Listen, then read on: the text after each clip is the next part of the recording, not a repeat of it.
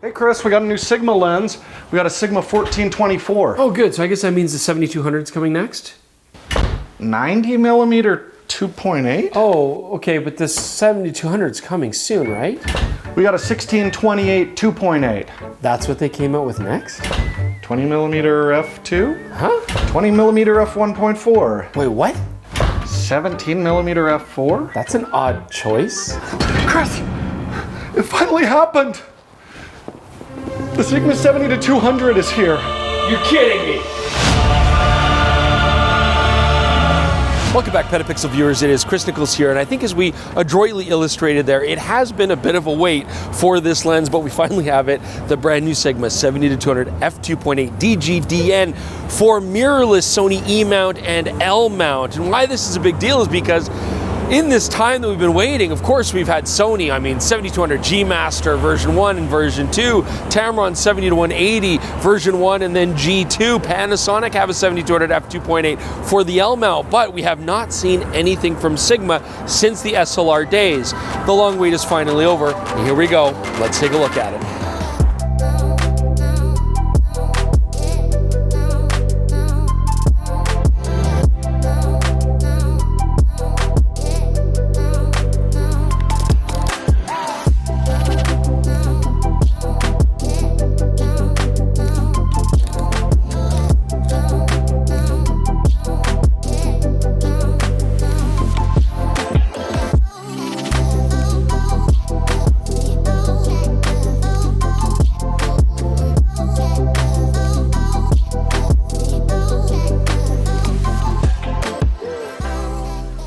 So the first issue that I want to address is the first thing that I noticed about the Sigma 70-200 2.8 when I first picked it up, and that's just that it's quite heavy. So to give you guys context, the Sigma 70-200 f2.8 DGDN, we're looking at 1,350 grams roughly, okay?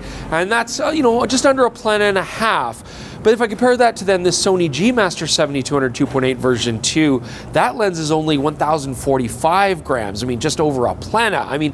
It's noticeably lighter. And then I compare that to the Tamron G2 70-180 f2.8 that I just recently played with. That thing's 855 grams, so substantially lighter. And so when I picked this up, I really noticed it.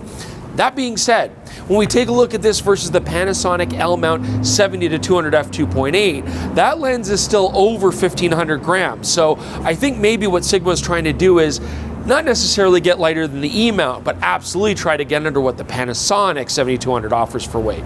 Okay, so let's talk about the rest of the handling on the Sigma 70-200, starting at the front here and working our way back. The first thing I notice here is the hood. It's not a one-button quick release press, it's just a screw lock and twist.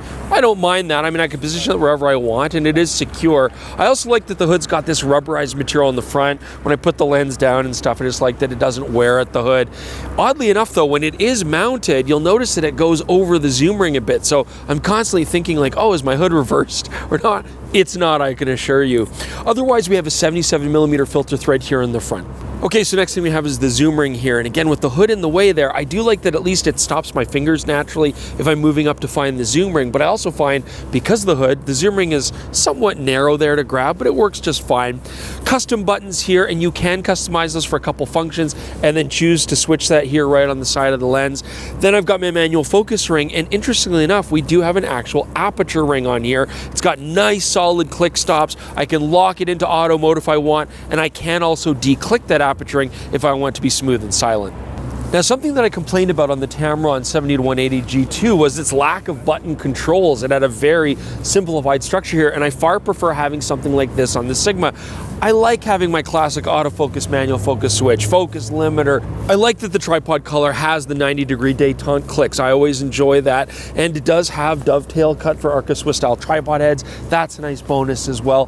This lens is fully weather sealed and it absolutely feels solid. It's metal construction, it's rugged, everything's tight. So yes, the Sigma 70-200 f2.8 is a heavy lens and heavier than I would want it to be, honestly, but I don't feel like I'm missing out anything that I would normally appreciate on a professional 2.8 telephoto lens. So when it comes to autofocusing, Sigma are using their twin HLA high-speed linear actuators, just like Tamron would use their twin linear voice coil motors, just like Sony would use their twin XD linear motor. The fact is, All these modern professional lenses have fast linear actuators, and on the Sigma 70-200 I'm finding, again, very quick response from things that are close minimum focusing distance to infinity and back. So snappy, ideal for sports, street photography, any sort of portraiture and journalism work you might want to do.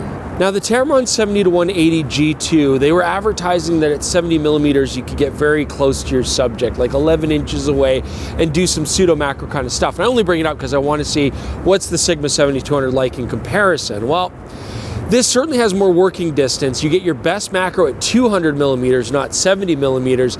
Your working distance is just under 40 inches. However, we're getting over 1 to 5 life-size reproduction for macro. So the occasional shot where you want to simplify your composition and have something close up kind of stand out from the background, sure, but I would not call it a macro lens in any way, shape, or form. And if you're trying to get shots of portraits where you just want the eyes or something, you're gonna have to crop. Bokeh time. Sigma 70-200 2.8 looks like it has beautiful bokeh. Specular highlights, as you can see here, slight soap bubble effect, but no onion rings whatsoever. And I'm getting nice transitions from in focus to out of focus areas. There's definitely distinct cat's eye effect at f2.8, but again, I don't really mind that with a telephoto lens, especially something for portraits where you can in some cases use those specular highlights to give a cool swirly effect. Stop down, things do get nice and round. We're not noticing any weird polygonal shapes, although even stop down to f4.5, I'm still getting a fair amount of that cat's eye vignetting in the corner. LoCA time. Let's talk about longitudinal chromatic aberration. This is where shallow depth of field out of focus areas will pick up a color cast, usually like a green magenta split. It's very hard to get rid of in post, so you don't want it.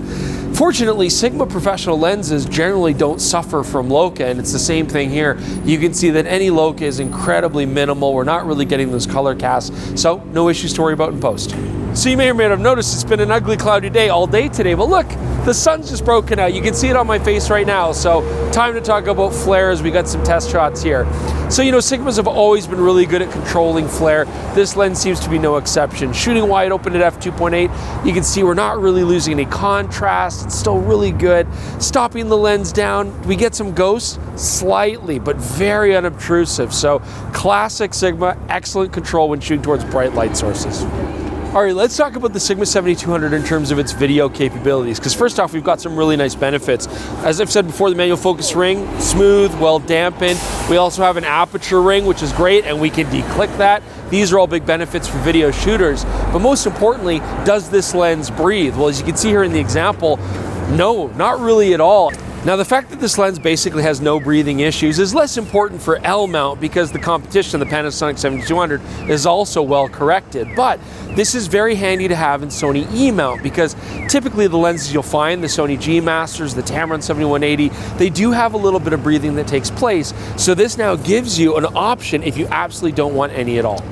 All right, so it's time to find out, does the Sigma 70-200 even sharp, bro? That's how kids talk, right? So sharpness wise, let's do our usual thing. Look at the test chart here. We're gonna start at 70 millimeters in the center, shooting wide open at f2.8. Fantastic detail, very impressed. I honestly didn't notice really any improvement stopping down to f5.6. Where I did notice improvement was in the corners. You can see here 70 millimeter f2.8. Corners are still decent, but by stopping down, we got a little bit more contrast and a little bit more sharpness. Now take a look at 200 millimeters, pretty similar story. Center at f2.8, decent detail. Here I did notice that stopping down gave me a little improvement in sharpness. Contrast was already good, and same story for the corners. f2.8 at 200 millimeters, a little bit soft, not bad at all, but stopping down, you do notice an improvement. Okay, so time to take a look at how the Sigma 70-200 2.8 compares against its contemporaries. And I don't mean Sigma contemporary lenses. It's a very confusing naming structure. I mean contemporary lenses from like Sony and Panasonic and Tamron. Anyways, so here's what I would say. I mean, first off, no lens really does compare in sharpness to the Sony G Master version 2. I would say that is still going to be the most expensive but optically best lens we're going to see at 70-200 as far as sharpness goes. But I would say this is very comparable to the Tamron, especially at 70 millimeters. The Tamron does seem to me to be just a hair sharper at 180 millimeters than this is at 200 millimeters. That being said, I would still happily shoot the Sigma 70-200 wide open throughout its range. I think you're still going to get professional results. Okay, but what about an L mount, this lens versus the Panasonic 70-200 2.8? Well, We never shot the 70 to 200 2.8 Panasonic on test charts, and certainly not the same test charts we use today, so it wouldn't quite be fair that way. However, I do remember the Panasonic 70-200 2.8 being a good lens and a sharp lens, absolutely, but a substantially more expensive lens than the Sigma. If it is sharper than this lens, I don't think it's necessarily worth the extra cost. And honestly, I think the Sigma is sharper anyways, which makes this definitely the more practical choice. So would I buy this lens? Let's talk about L-mount first, because compared to the Panasonic 70-200 2.8, this is optically a fantastic lens with no breathing. It's got great controls. It is heavy, but lighter than the Panasonic 70-200 2.8, and it's far less money. So yes, absolutely. I think if you're looking for an L-mount 70-200 2.8, this is the right way to go. But what about versus other Sony E-mount options? I know I've been comparing this Sigma against the Tamron 70-180 G2 a lot, and that's because, well, of course, they're both third-party options for Sony E-mount, but they're also very similar pricing. I will say that having used this all day, the only thing about the handling that still kind of rubs me the wrong way is the zoom ring. I still find it's weird with the hood there. It feels strange. I don't know, I'm not getting used to it. But I do really like all of the extra controls on the Sigma, and that's something I don't like about the Tamron. That being said, I feel like the Tamron, I'm giving up 20 millimeters in the long range, but I'm gaining a little bit better optical sharpness, which is basically the same kind of bokeh, same kind of flare resistance and optical performance, but it's way smaller and it's way lighter, and it's still well built and rugged. I do find that I tend to be more biased towards compact gear. I like lighter weight stuff that's easier to carry around, but I really think the Tamron for me is probably the better choice. When it comes to the Sony G Master, of course that's going to be a big jump up in price, but it does dominate optically in pretty much every way, shape, and form. And on top of that, remember that both the Tamron and the Sigma, especially using more of the faster Sony sports related cameras, will be capped at shooting 15 frames per second with continuous autofocus going. So that might be a consideration as well. But no matter how you look at it, although we've been waiting a long time for this lens, it is finally here. And I think Sigma's done a great job delivering us a fantastic professional lens for a very good price, no matter how you slice it.